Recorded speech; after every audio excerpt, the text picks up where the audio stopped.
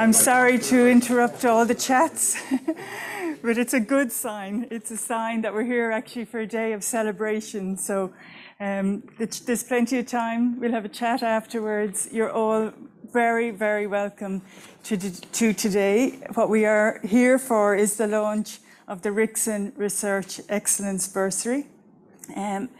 We'd like to also use this opportunity to launch the Tyndall 40 years celebrations. So some of you I see around are here for the 40 years, but today is really all about celebrating the launch of this Bursary Award.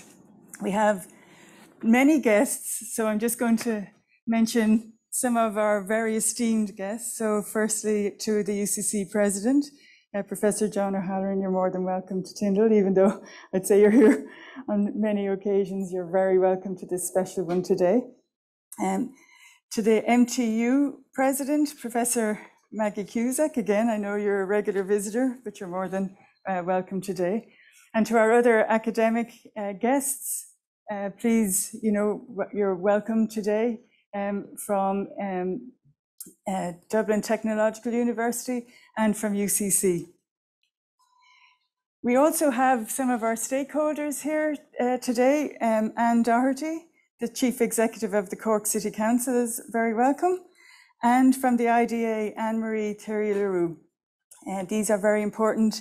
Obviously, that Tyndall is bigger than just a national institute in the sense of our microelectronics and nanoelectronics work, but also as a key stakeholder and partner in what we deliver for Cork and for Ireland. And then we have our industry partners, our researchers and residents, you're very welcome, and our Tyndall board. Please welcome again today. Tyndall former staff, I see many familiar faces around, you're welcome, and current staff, current students. And I'd also like to say a special welcome to the people joining us online. We know that you would have liked to have been here today. You're very welcome. It's a pity you're not here, because one thing you don't get online is the sense of celebration today. Our atrium is full of the most fabulous demos and posters, and it's really festooned for a party. So sorry that you're not here. We'll celebrate on your behalf. So that is really the formal welcome. So what is happening today then is we're going to have a few speakers, including Gerry Wrixon himself. And we're also going to have some short presentations by our postgraduate winners of our postgraduate publication prize. And then afterwards, we'll assemble outside for some celebratory coffee and tea. But before we start, we will be launching a new recruitment video. So we thought this was a good chance, not that we're trying to recruit you, but what we would like is just to set the scene for where we are at Tyndall today, and then I'll introduce the speakers one by one. So please relax and enjoy this great celebration, and we'll start with our video.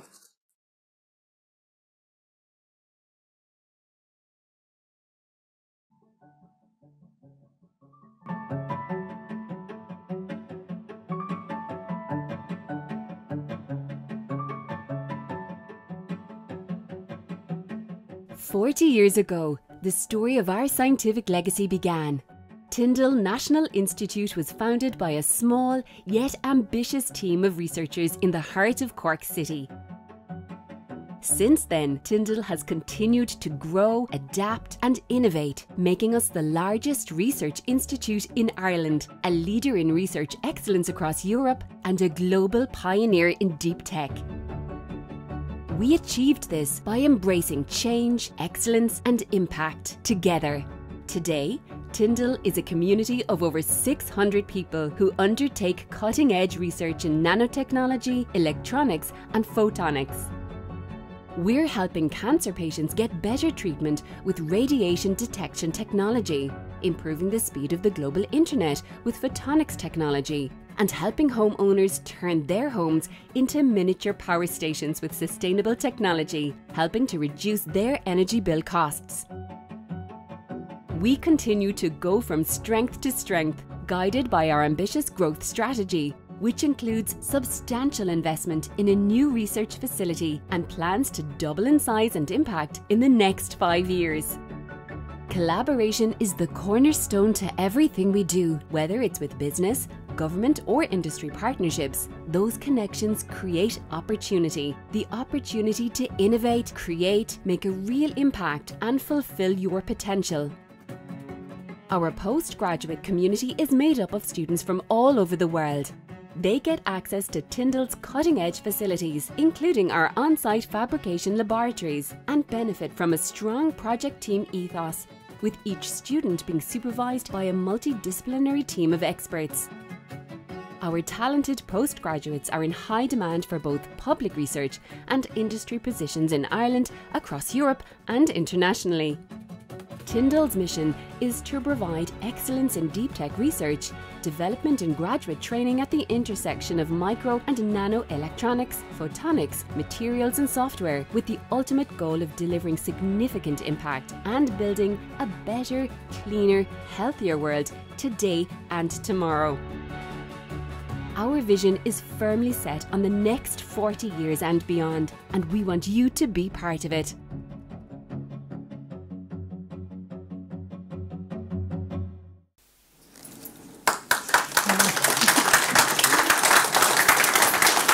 Wow, I think that's amazing, and well done to Ursula and the team for putting it together. And I think that sets the scene for today, because Tyndall is not just about the staff but also about the postgraduates, and that's what makes today so special.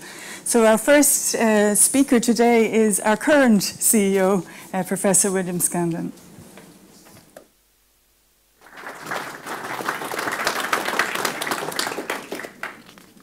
Thank you, Julie. First of all, I want to thank everyone who's with us today, both online and here in the room, for joining us, which, as what Julie was saying, is really a celebration of both our past and our future. And we're here to celebrate 40 years since Professor Gerry Wrixon founded the National Microelectronics Research Centre, NMRC as we call it, the forerunner of Tyndall today. We've actually planned a series of events to mark those 40 years of excellent research that will include alumni, industry events, and other events over the coming months.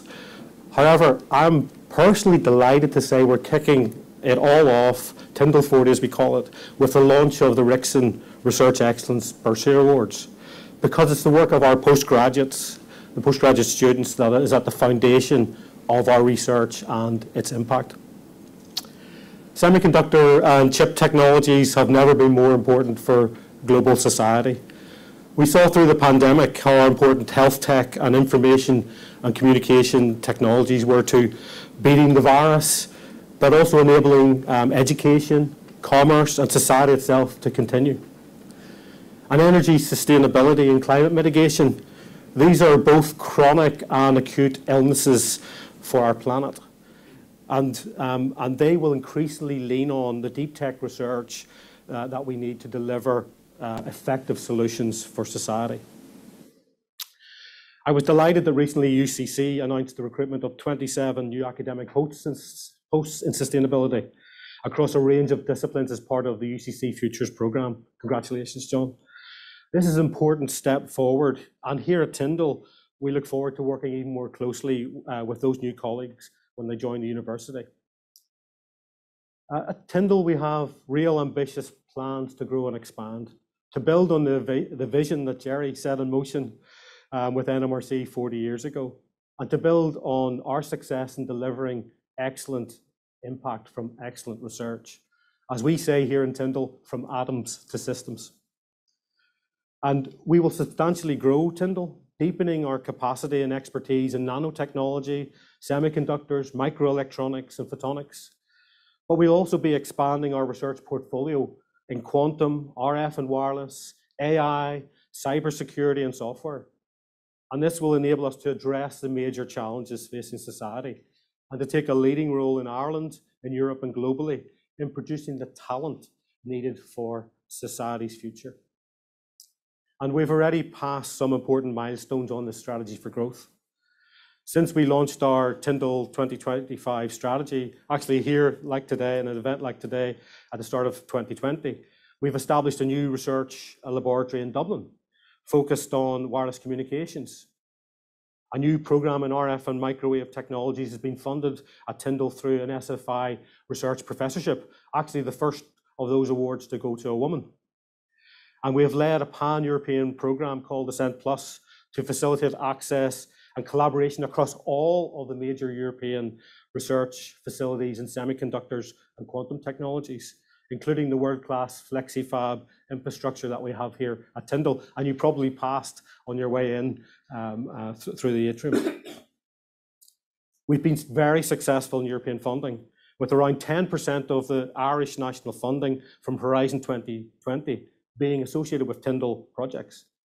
And with a project funding of over 66 million euro directly to Tyndall, we ended Horizon 2020 as the #2 research performing organisation in the area of ICT across Europe, which is no mean feat for a regional research institute here on an island off an island. So we recently learned that our award-winning magnetics and silicon technology, which is licensed to some of the top consumer electronics companies on the planet, has been put into production by one of those leading manufacturers because of its ability to extend the battery life of high-performance computing devices that you might have in your home or your office. We want to build on all, those are just some examples, there's many, many more. We want to build on that success. And so we're thankful to the Irish government, who at the end of last year committed to increasing the funding for Tyndall to enable our expansion. Importantly, with the support of UCC, this funding commitment will see the building of a new state-of-the-art research facility just across the river from where we are now, on the UCC North Mile campus. And this new building will be an exciting milestone, another exciting milestone development for Tyndall, another milestone on our journey. But we must remember that research ultimately is a people business. It's all about people. As was said by Julie and on the video, it's all about the connections that we make. This means that we must continue to work with our industry partners here in Cork, our many partners, here in Cork, across Ireland and across Europe, and indeed with the global industry partners to attract and develop talent to the region, to Ireland, so that we can deliver real and meaningful impact. It means that we must invest in the excellence of our students and their pioneering research. And so I'm privileged as the current CEO of Tyndall to continue the great vision of Gerry Wrixon. And I'm delighted that this bursary that we'll launch today will mark his legacy in such a tangible way. Thank you, Gerry, and thank you, everybody.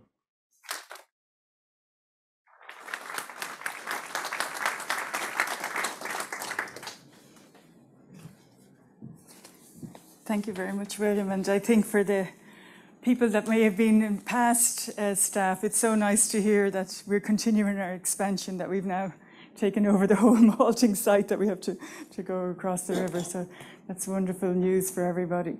And now I'd like to welcome the President of UCC, Professor John O'Halloran. Thank you.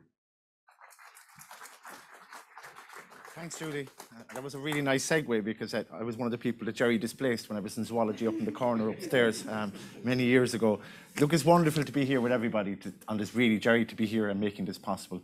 I hope you were listening with pride as you watched that video, because we are incredibly proud of you and incredibly proud of what you have achieved. So I want to extend the warmest welcome to everybody, but particularly you, Gerry, and your family, and Marcia, and just they're with us in our thoughts too today, and they were with you and supporting you wherever they are in the world today. And the launch of this Excellence Bursary, which is incredibly generously supported by you as President Emeritus and also Professor of Electrical Engineering. I also want to note our guest, and they've already been mentioned, I think Bob Savage is also here. Bob, great to have you here, and thank you so much for joining us, as well as other industry partners. And Anya Hyland is also here, a great soldier with Gerry, I would say, is probably the best way to describe, and great friend since, and a great supporter of me and the university as well. And I'm just so delighted to see so many people, for those of us who weren't involved in NMRC, who were, I suppose, on the receiving end of somewhat awe of what was happening. And Michael Dunn is another person that somebody would know. I see Dennis Doyle, our new chair as well. Dennis, great to have you here, and thank you for also stepping up into this role, and just to acknowledge Ona Driscoll, who has done a fantastic job in supporting all of us. But I know when I mentioned Michael's name, head started nodding. And Michael said to me, well, I'm actually planning to run the Chicago Marathon. I'm not sure where Michael is. He's there. I'm going to run the Chicago Marathon again very soon. So those of us who know Michael, whether you're in zoology, whether you're in biochemistry, or in the beginning of NMRC, or the beginning of Tyndall, as NMRC was then, Michael would have looked after all of us. And Cormac is here as well. Cormac Carrington, incredible partner in all of this. My own colleague, Mark Paul, and Diarmuid Collins, and a range of colleagues here are here to celebrate, but also to acknowledge. And I want to maybe just take a slightly different tack than William, and I think it's important that I would, that just to acknowledge Gerry Wrixon's generosity to the university in three ways from where I'm sitting at the institution level. I think William has already acknowledged, and the video has significantly acknowledged, Gerry's contribution to Tyndall and to NMRC and to electrical engineering more generally, and also his Lifetime Achievement Award by MIDAS some years ago. But first of all, Gerry, your support for UCC, and that comes in so many different ways, and for us at UCC, for Tyndall, but also for your leadership at UCC for over a prolonged period of time, and for all of us, particularly the time that you give and have given, and I would say a lifetime to this institution, a lifetime of developing from your own ideas, from your own research, and then providing leadership here, then coming back into the institution. And I hope Gerry doesn't mind me saying, on the night that Gerry retired, I was in Dublin, and I was with Dervla Donnelly, and I know Dervla knows you well as well, Gerry, and I said, I'm going down to celebrate the retirement of Gerry Wrixon. And she said to me, he's the only man I know, she said, if the window was open, he'd come through the wall. And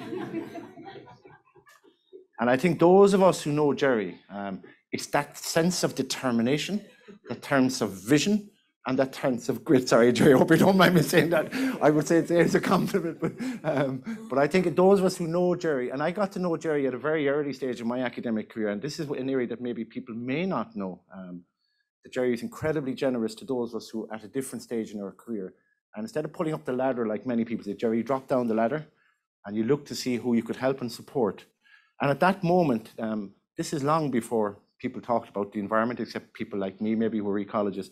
Gerry had an environment committee, and I sat with that with Richard Woods, Joachim Boyd, Mark Poland, who's here, and others. And that was the foundation, Gerry, of our sustainability agenda that William mentioned last Saturday, where we proudly advertised 27 academic posts in sustainability as a institution. That was the foundation, Gerry. And what we saw in the video there, what struck me, was how it's come to full circle, actually.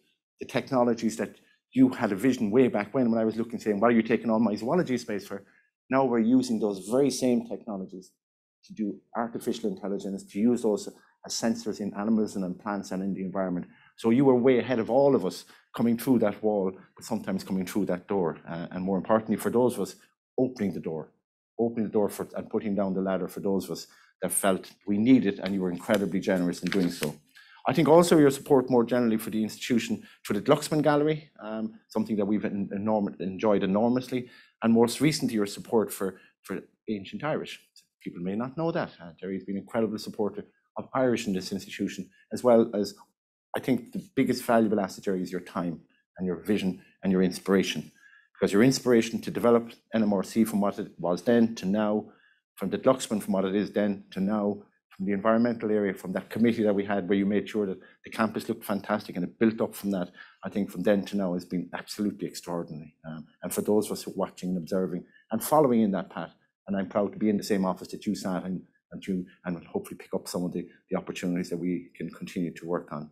And I know more generally outside, then you work with FEXCO, continue to work with UCC on that project on finance with UCC is something really important to us.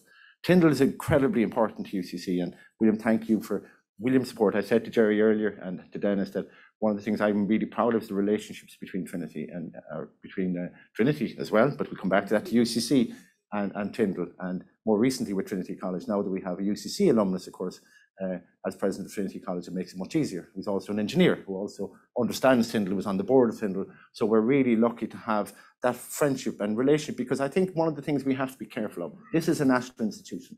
We've got to remember it's a national institution. It is connected and it's absolutely part of UCC, but it's also got a national responsibility. Connecting with our partners and MT, with Maggie and the team as well, is critically important to us. It's also important for student experience. It's a vibrant research environment that we want to be, and the fact that we're starting the celebration of Tyndall 40, celebrating research and young researchers, I think it is precisely, William, and just thank you for doing that in the team, because I think you can't think of a better legacy for Gerry and the work that he has shown to all of us, particularly early career researchers. The other thing that strikes me as I come to Tyndall all the time is the extent of diversity in every sense of that word. As an ecologist, there's a central axiom that says diversity begets stability. So the more diversity we have, the better ideas we have, the smarter ideas we have. I'd add to that a little bit more, we also need to be inclusive.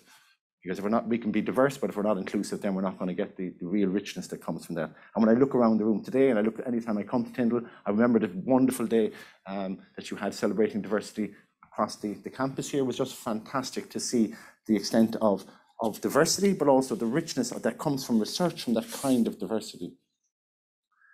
Also, I think the really important point, I know Professor Sarah Cullity, Head of College of Science, Engineering and Food Science, isn't with us today because she's on her leave, but I know that William, you and the team have worked really hard across the entire institution. I see John McInerney here from physics and some of our other colleagues in chemistry and engineering who are really important in connecting the PhDs and supporting and acknowledging, shining a light on that talent, which we're doing today, is really, really important.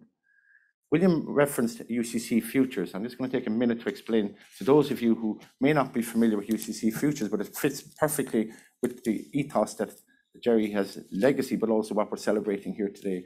So when I took over, it's almost a year today. It's almost a year since I had the honor of taking over the role. And as president, one of the things I want to do is to make sure that we put research at the center of everything what we do. And first of all, we started off about thinking about prioritizing, having research priorities, but we actually started to change the narrative first to say, let's prioritize research. I don't need to say that here because that's what's happening everywhere, but across the institution, we need to make sure that research is prioritized at every single level. And now we've gone through a prioritization of research in certain areas. And it's about excellence in research through scholarship and translation of research to tangible solutions, addressing emerging social or societal needs and grand global challenges. So excellence in research and the researchers of excellence who mine the frontiers of curiosity and inquiry at the intersection of disciplines to secure a better future for all. That's what we're seeking to do as part of the Futures Programme. The Futures Programme has 10 thematic areas, a bit too big for my liking, but I'm happy to live with it for now. The sustainability one was mentioned. You may have missed, some of you may not, before Christmas we launched what's called Radical Humanities. And I think there's an opportunity again to look beyond the walls of Tyndall to say, what might the humanities do in a research group like this? Radical Humanities is about bringing new perspectives, the humanities perspective, the sociological perspectives, the creative practice perspectives to the disciplines in which we all enjoy. And what we're trying to do is be disruptive. So the idea that this Radical Humanities will help us, whether you look at artificial intelligence, which you do a lot of, you can design all the machines, but you've got to make ethical decisions, you've got to make social decisions.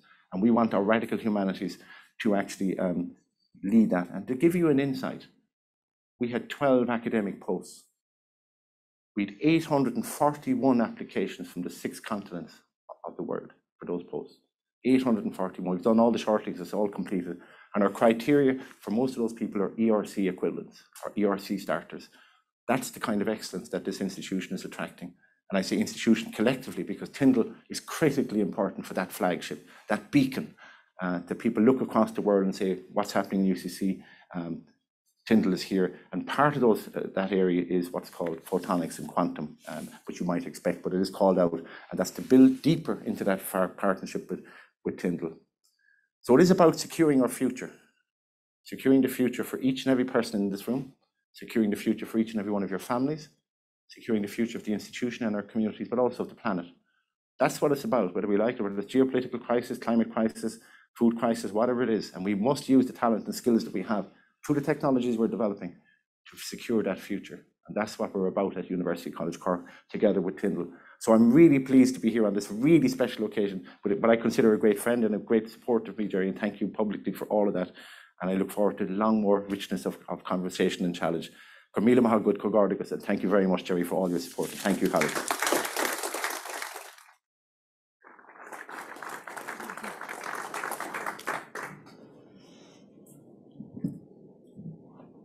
Thank you very much. That was fabulous and definitely captured, especially when you were here from, so many years back, and captured the essential essence of Tyndall now today, which is built on that foundation of support for students. So this is a very appropriate time now to introduce our two next speakers, which were runners-up in the Tyndall Postgraduate Publication of the Year Award. And it's very interesting because here at Tyndall, we incorporate students that can register in UCC and in MTU. And so the two runners-up happen to represent both their registrations in two different universities, but their heart and their work is here at Tyndall. So I'll introduce both names now, and then they can run one to the other. So first up, we'll have Marcelo Seita Nogueira, and then following that, we'll have Simone Iadanza. So Marcelo first.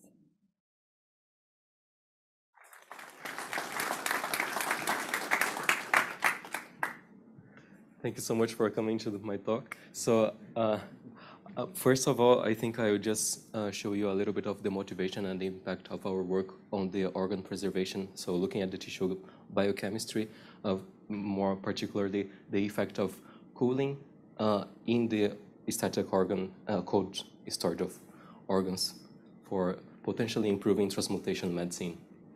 So in transplantation medicine, we have three main steps. These are typically the organ donation, then the preservation, and then the transplantation. So in these three steps, usually we have a subjective evaluation in the preservation, and we need, in the preservation step, should be very good in this organ storage. So typically, thousands of organs are discarded every year, and if we want to decrease that number, we need to make the preservation more efficient. We also need to have the subjective evaluation before and after the organ preservation more objective, in a way that we build technologies so that less organs will be rejected during transplants. And also for that, we need to take into account several of the factors that may or affect the organ storage. One of them is the flushing the organ with the organ preservation solution, which will keep then all the cells of the organs alive during storage. And we have a numerous list of those. Plus, we have several types of transplantation, including keeping the organ preservation solution static within the organ, or having the machine perfusion, so keeping the solution always being supplied at the heartbeat. So we have this also in several temperature ranges, and the vast majority of the procedures are performed with the static and the static part of the procedure, and lowering the temperatures to the hypothermic levels, so between 0 and 12 degrees Celsius. Typically, then we have this as the vast majority of the procedures, and we evaluated the tissue biochemistry and the effect of cooling alone in this procedure, which has a fancy name called static cold storage. So not only it's important to look at the effects of tissue biochemistry in these to make the process more efficient, but also to be timely in the evaluation. So usually we have the time of the organ survival, which has to be respected as the sum of the time of all parts of organ transportation, getting all the authorization for the organ donation, getting the transplantation procedure done, like everything from when the organ is donated until the organ is completely transplanted. This needs to be within the time of organ survival.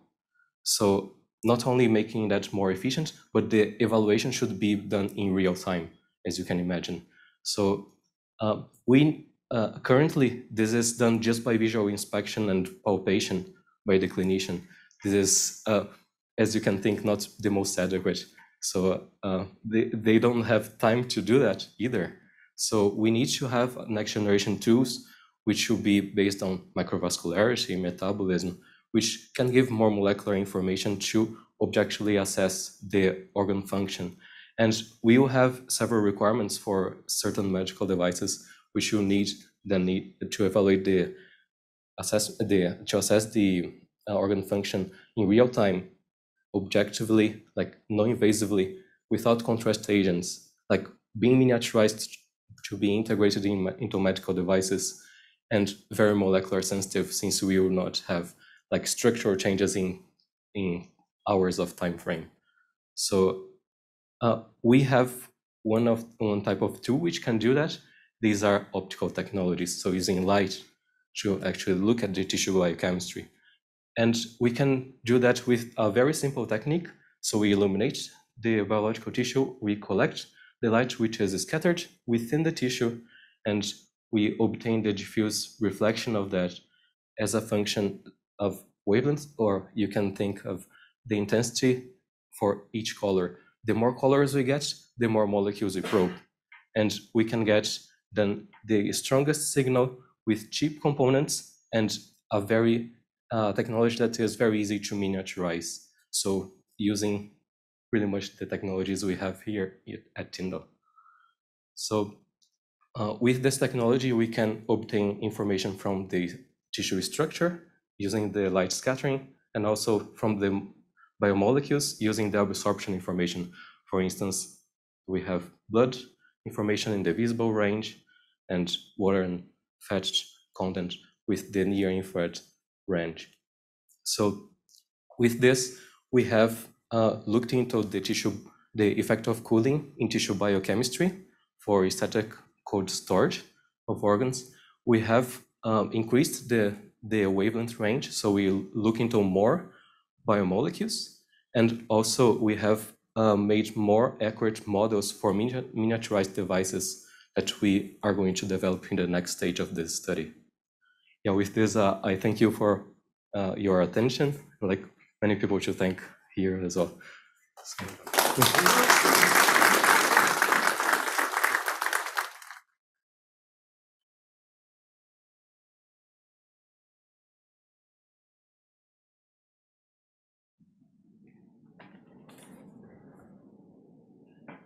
Right. So hello.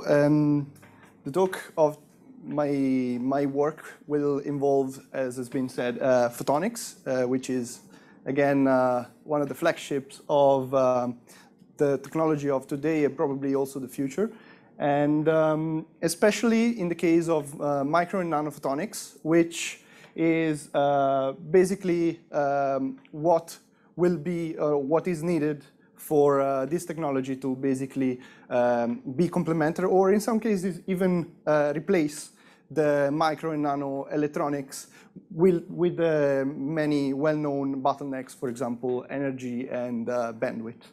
So in this framework of micro and nanophotonics, we have the confinement of light in very small places at the micro and the nanoscale especially.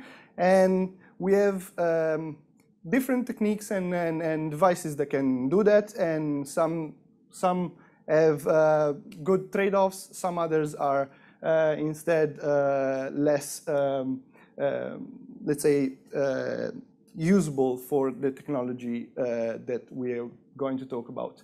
So some of them are microdiscs, which are very good at confining light in time.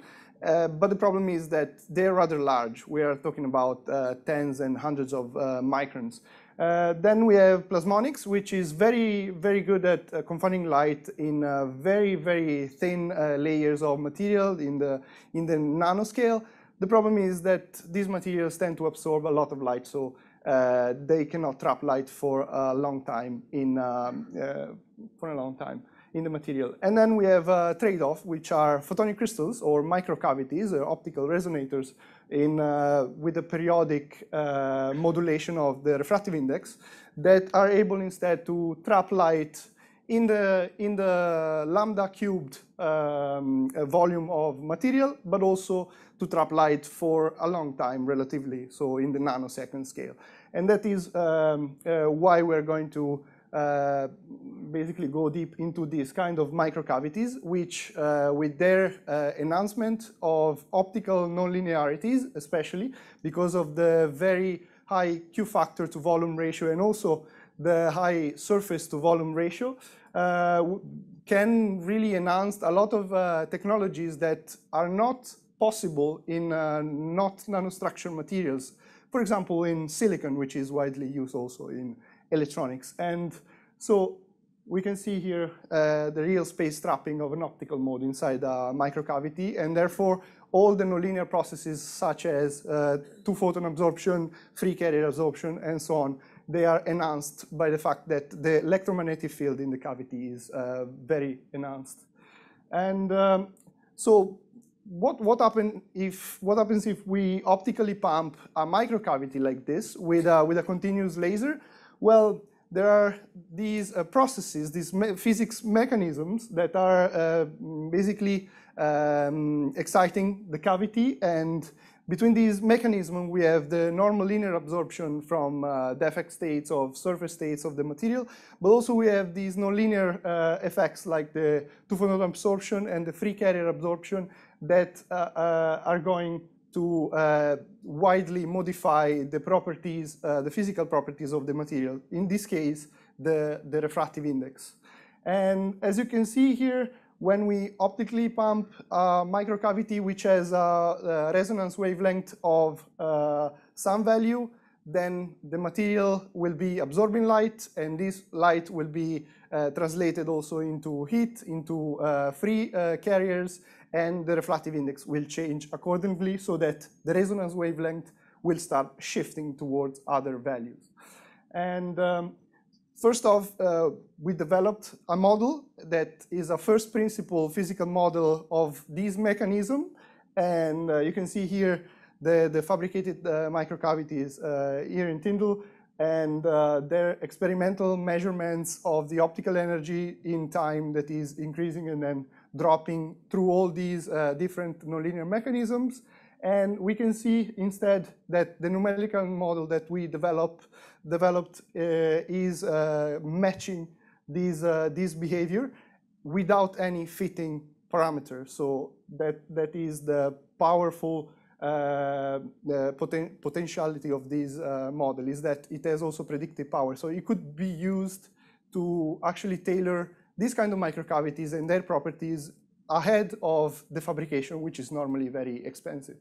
And we can also see that even changing the cavity or the material or the geometry, we can still have a very, very good match of the properties between the model and the actual experimental device. So then we asked, what happens if we actually use a modulated laser to pump these kind of microcavities?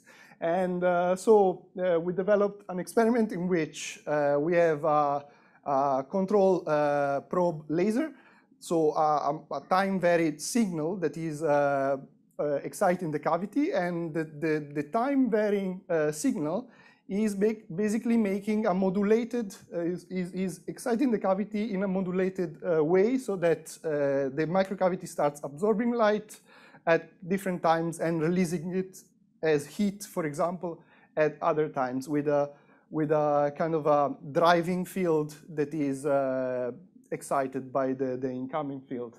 And we can see that these two fields, the electromagnetic field that is oscillating in the cavity due to the temperature changes due to the light absorption, are coherently interacting with the actual pump probe laser, so that the signal in some places is on the spectrum is actually amplified or is totally quenched. So we basically observe a new phenomenon of electromagnetically induced transparency that we call thermo-optically induced transparency, because it's actually induced by the thermal shift that is due to the absorption of the cavity with the time-varied signal. And we can see here that we have the experimental measured optical induced transparency.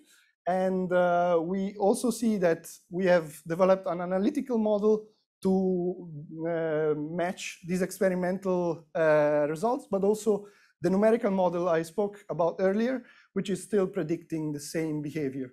And in terms of the experiment, we actually achieved half a microsecond of delay, so a slow light effect in a very small speck of silicon, 10 microns, and that is like slowing down light to the velocity of a bike, which has been done before in Harvard, but that happened in a boson gas at 0 Kelvin. We are doing this on a chip with at room temperature and with nothing else but just pumping a microcavity. And here we can see also that our geometry of the chip can be modified through the model so that we can also achieve order of magnitude higher delays. So we can basically just use isolation trenches and very easy fabrication to actually increase by a factor of 10 or more the delay of these microcavities. And basically no high Q factor is required as well. And of course, we can cascade these microcavities so that we can achieve arbitrarily high delays. And in this case, this can open up to many potential applications in the optical computing, in the optical memories, and also in the spectroscopy with using delay line systems. So thank you very much.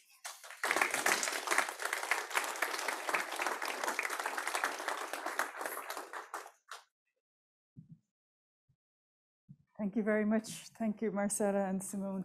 It's not an easy thing to capture from a publication into a presentation and make it so understandable for the wider community. So thank you both very much.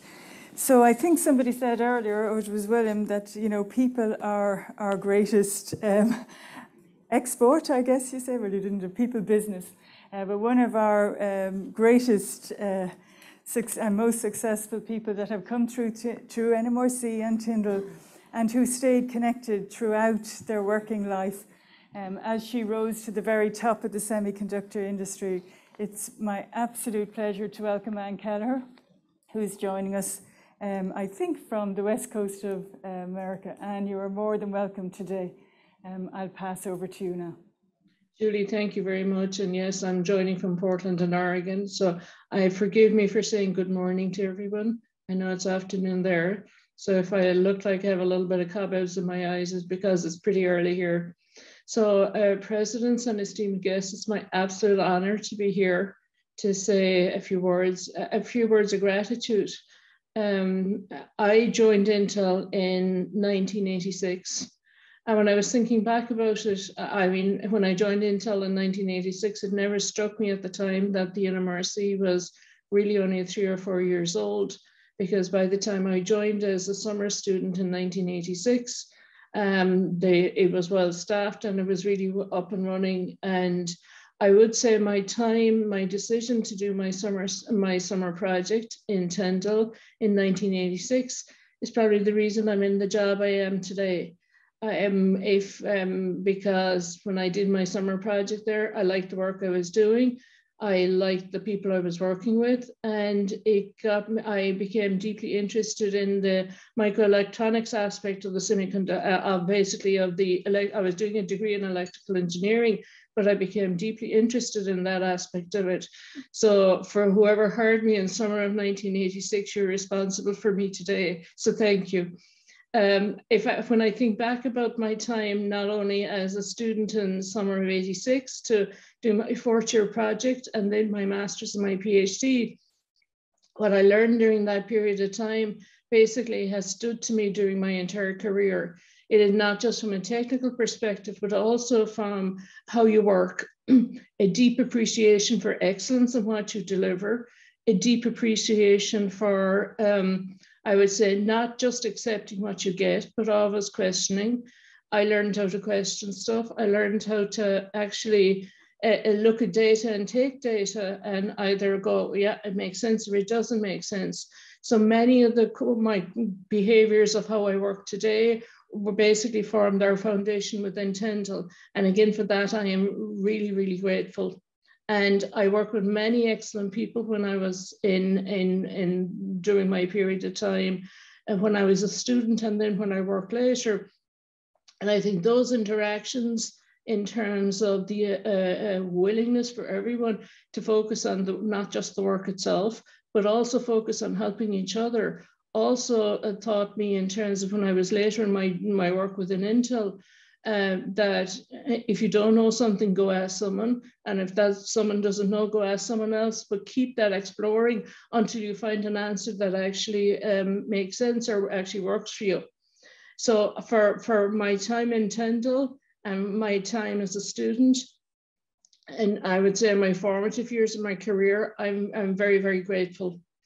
The other thing is during my period of time there, I formed many, I would say, friendships. And those friendships, people are now no longer working in Tyndall, they're working many places across the world. So the footprint which Tyndall and NMRC has made it worldwide, from folks who have been students, not just then going on to work within Ireland or worldwide, is quite large. And you should never forget that alumni, because there's a lot of alumni out there who have may not have stayed as connected as I did, but who have a very lot of positive, I would say, feelings and thoughts when they look back at their time within UCC at NMRC and Tyndall. I'll finish up very briefly talking about what I view as the importance of Tyndall, and what I view as the importance of the public investment in the semiconductor industry within Ireland. Tyndall started 40 years ago, but Tyndall is a flagship. It was Gerry Wrixon's vision, but over the years it has grown to be something that the Irish government can point to as a measure and a standard of the capability of semiconductors within Ireland. Even also, I can speak from an Intel perspective. Intel has hired many people from Tyndall over the years. I'm just one. But it also, for when one is looking to do foreign direct investment into Ireland, it sets that capability of students and future employees that are available. So its importance can never be underestimated from an Irish perspective. The other aspect of, in terms of continuing to nurturing it, it's been here for 40 years. It needs to be nurtured for the future for at least another 40 or beyond. If you look at the United States and the Western world, over the last, I would say, 30 years, 40 years, the Western world public investment, and I'll speak very much from a United States perspective, has dropped off in terms of its nurturing of the semiconductor industry. As a result, today in the United States, only 10% of the semiconductor industry is manufactured in the United States, about 8% in Europe, and the remainder is manufactured in Asia. There's a lot of discussions right now in the United States about increasing the focus on semiconductors through the CHIPS Act, etc. But I think one of the key things that is fundamental in all of those is the discussions on the focus on the fundamental, not just manufacturing, but the fundamental need to support research and R&D. So my active encouragement is that from an Ireland perspective, there continues to be that focus in terms of ensuring that there is continued public support, public investment for Tyndall going forward, because as a flagship and as a place of producing students and employees of the future, I believe it's absolutely critical to the semi-industry within Ireland. And on that note, I will say thank you, and I'll hand you back over to Julie.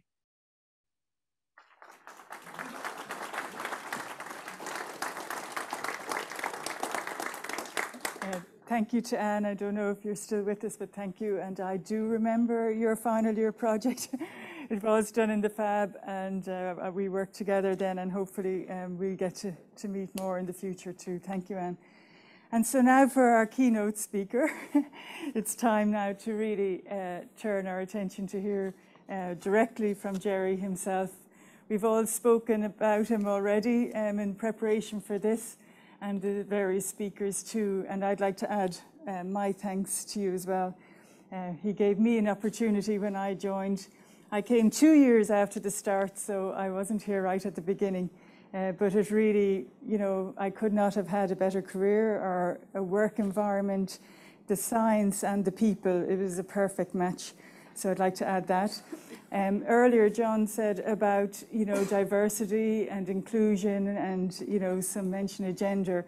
Well, Gerry Wrixon didn't have any of that. He didn't see anything in a person other than that they were the best person and that they would do the best job. And that's the standard he set. He set research excellence then. We still have it now. So it's my humble and honor to invite Gerry to the podium to speak, please.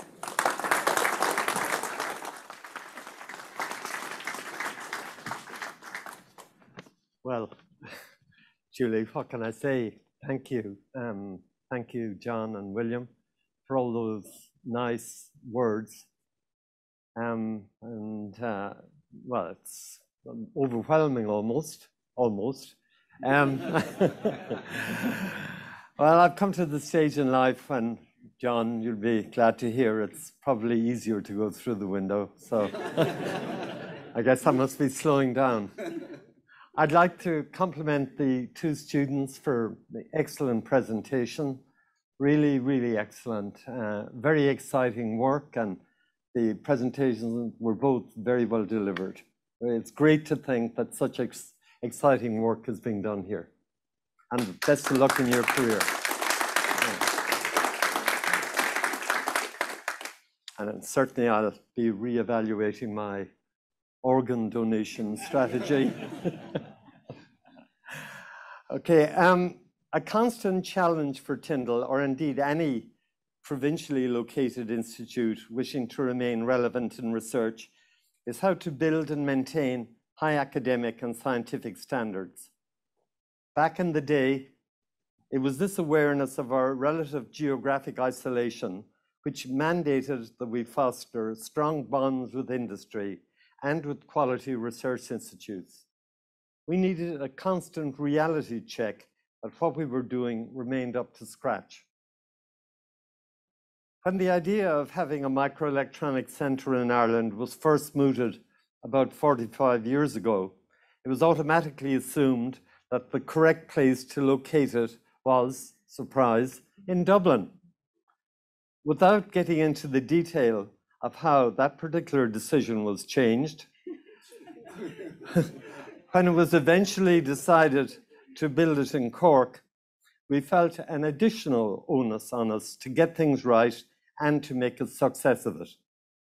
As the car rental company Avis used to say in its advertising battles with Hertz, we're number two, we try harder.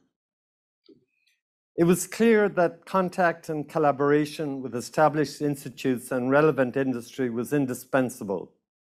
We were fortunate at the time that the EU Research Framework Programme was starting, and we managed to be part of it from the very beginning. That meant partnering with IMEC, LETI, and other microelectronic institutes within the EU. In addition, industry in Ireland, notably analog devices, General Semiconductor, and later Intel, were very helpful with support and advice. But as has been said a couple of times from this podium today, you cannot build a research institute without people. And I'm referring here both to staff and students. What attracts good people is the opportunity to do high quality work. Yet you can't do this kind of work without the right people. Recruiting talented people is always a major challenge. While admiring and applauding the work that has been done in developing Tyndall to its present state and being hugely excited about the new expansion plans, it remains true that to keep a first-class show on the road, you can never relax your standards. Consequently, to make a small contribution to help Tyndall confront these challenges, it gives me great pleasure to underwrite the bursaries that are being launched here today. Their aim is to encourage and support research excellence, They will be awarded annually, and there will be at least 2 per year, including a travel bursary and a study bursary. These will allow awardees to visit, study, and stay connected with the best institutes in Europe, the US, and further afield. I'm very grateful to Professor Paul Hurley and his colleagues for coming up with imaginative ideas on how the bursaries are to be awarded. They also devised appropriate criteria so that both students and the institute derive the maximum benefit. Competition for this year bursaries opens today, with the recipients being announced in September. Finally, I'd like to pay a special tribute to some unique people from Queen's University Belfast who, during the formative years of the NMRC, acted as external examiners for our master's and PhD students. They all gave freely of their valuable time, their wise counsel, their unfailing encouragement, and went out of their way to help the fledgling institute steer a steady course. Firstly, there was Professor David Ryan, and when he retired, he was followed by Professor Danny McCaughan, whom I had known in an earlier life as a colleague at Bell Labs. Then came Professor John McCanney, and now we are fortunate to have a former colleague of Professor McCanney, William Scanlon, as Tyndall's CEO. With that illustrious pedigree, the Institute is certainly in safe hands, and I would like to take this opportunity to wish William every possible success as he guides Tyndall towards its golden jubilee in 2032. Thank you.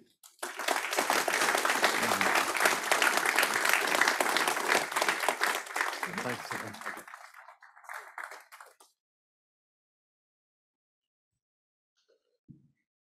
Thank you, Gerry. It's a really important and special day for us, so we're just all glad to hear about the bursary details. And for the students I see around today, you know, this is something that legacy will last and that the name will last. So thank you so much for your kindness and your generosity, but also your vision for continuing the great work into the future. And so with that, I call in our final speaker, who is the chairman of the board of Tyndall at the moment, Dennis Doyle, Dr. Dennis Doyle, I should say, who's a former student, staff here as well from Tyndall. So Dennis, please.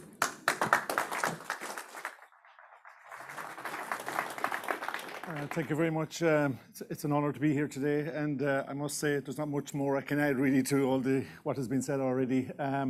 My role here is really to thank Gerry on behalf of Tyndall National Institute and the board for his incredibly generous gesture in awarding these bursary and supporting this bursary going forward. If you think, I know many people have said it, going back 40 years, you know, what was the vision of Tyndall that Gerry had? It was really about postgraduate education. It is at its core. In an industry that really was fledgling at the time, but he had the vision to know that this was going to be really, really important, not just you know, in terms of industry, but also for the national economy and so forth. So, you know, and it's had that big impact. And how was he going to generate these postgraduate students?